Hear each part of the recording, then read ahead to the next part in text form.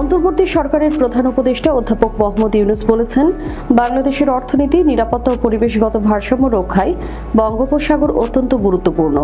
শুধু বাংলাদেশে নয়, পার্শ্ববর্তী দেশগুলো তাদের অর্থনৈতিক সমৃদ্ধির জন্য বঙ্গোপসাগরের উপর অনেকাংশে নির্ভরশীল।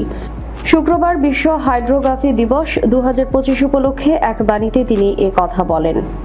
প্রধান উপদেষ্টা দেশের সমুদ্র সীমার একটি পরিপূর্ণ হাইড্রোগ্রাফিক তথ্য ভান্ডার গড়ে তুলতে আরও পেশাদারিত্ব, দক্ষতা, নিষ্ঠার সঙ্গে কাজ করার জন্য হাইড্রোগ্রাফিক পেশাজীবীদের প্রতি আহ্বান জানিয়ে বলেন, বাংলাদেশের অর্থনীতির ভিত আরও মজবুত ও সমৃদ্ধ করতে সমুদ্র তলদেশের নির্ভুল মানচিত্রায়নের মাধ্যমে একটি কার্যকর ও টেকসই সমুদ্র নীতি গড়ে তুলতে হবে।